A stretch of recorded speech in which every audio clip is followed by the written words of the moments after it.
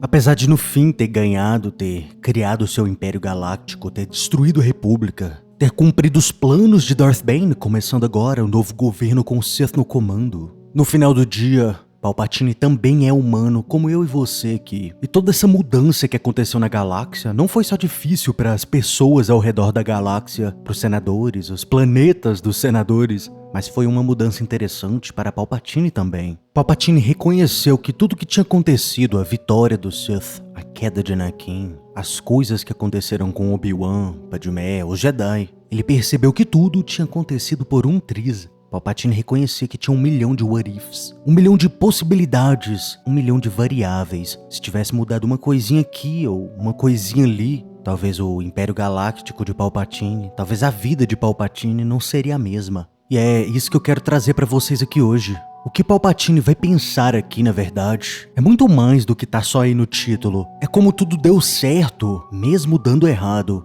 O que eu vou trazer pra vocês aqui é do livro A Ascensão de Darth Vader. E esses pensamentos de Palpatine vai passar aqui no primeiro mês do Império. E pelo que eu já vi, é uma das vezes que eu vi Palpatine tendo uma das maiores preocupações de sua vida. Palpatine não é uma pessoa que demonstra se preocupar demais com as coisas, mas os pensamentos dele aqui no vídeo de hoje é uma dessas exceções. Tudo que Palpatine tinha no seu antigo escritório, o mesmo escritório que ele tinha matado 4 mestres Jedi, tudo tinha sido movido agora para sua nova câmara, seu novo escritório, a sala do trono do Imperador. Palpatine estava entediado, rodando no seu trono, olhando para suas estátuas, as estátuas dos sábios de Duarte, e ele agora refletia.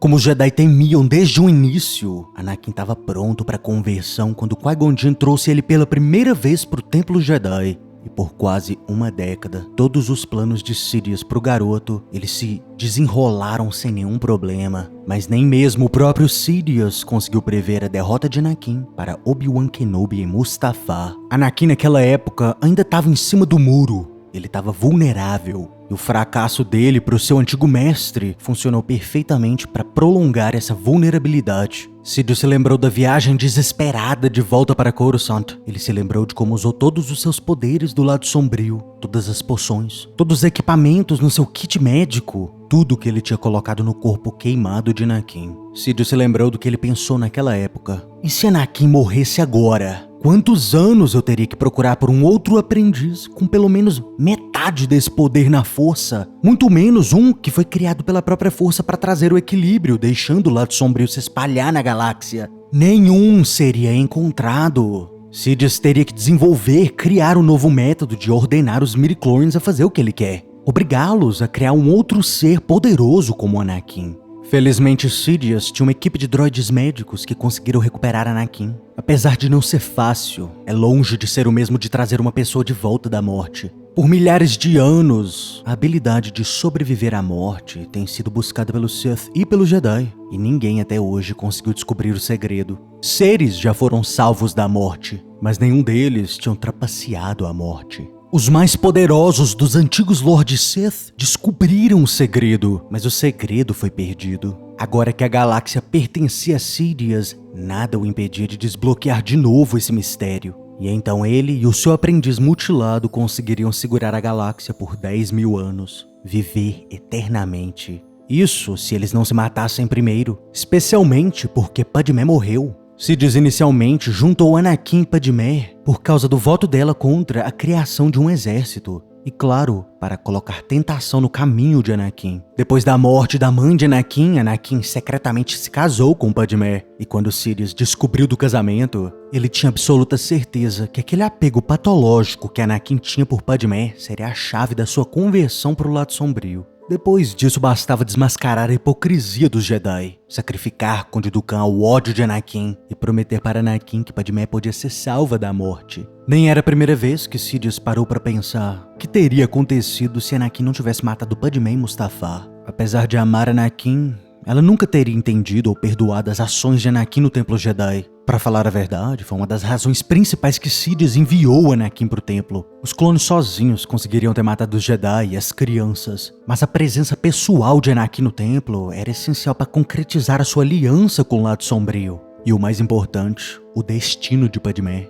Mesmo se ela tivesse sobrevivido Mustafar, o amor entre os dois teria acabado. Padmé talvez perderia até mesmo a vontade de viver. Seus filhos talvez tornariam crianças para Sidious e Vader cuidarem juntos. Talvez as crianças seriam os primeiros membros de uma nova ordem do Sith em 1000 anos. Ou talvez não. Darth Bane tinha visto a verdade. Só podiam ter 2 Sith, o mestre e um aprendiz. Somente 2 eram necessários para continuar a ordem do Sith. É claro que Vader não era exatamente o que Sidious queria, como um aprendiz. Os braços, as pernas de Vader eram artificiais e ele nunca mais conseguiria conjurar os relâmpagos da força ou até mesmo pular pra lá e pra cá, como os Jedi adoravam fazer.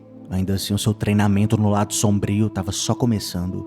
O verdadeiro poder do Sith não está realmente na carne, mas sim no desejo e na mente da pessoa. O autocontrole é recomendado pelos Jedi simplesmente porque eles não conhecem o verdadeiro poder do lado sombrio. A verdadeira fraqueza de Darth Vader era psicológica e não física. Para Darth Vader agora conseguir passar por cima disso, ele vai ter que analisar o seu interior muito mais, confrontar as suas escolhas, as suas decepções. Movidos pela traição, o relacionamento entre o mestre Sith e o seu aprendiz sempre foi um jogo muito perigoso. A confiança é encorajada, mesmo quando ela é sabotada. A lealdade é exigida, mesmo quando a traição é bem vista. A suspeita é celebrada, enquanto a honestidade é comemorada. Em outras palavras, é sobrevivência do mais forte. O forte impulso e desejo de conquistar, derrotar o seu mestre é essencial para o crescimento de Vader. Se Vader tivesse matado Obi-Wan e Mustafar, talvez ele teria tentado matar Sidious. Para falar a verdade, Sidious ficaria surpreso se Anakin não tivesse tentado. Mas agora,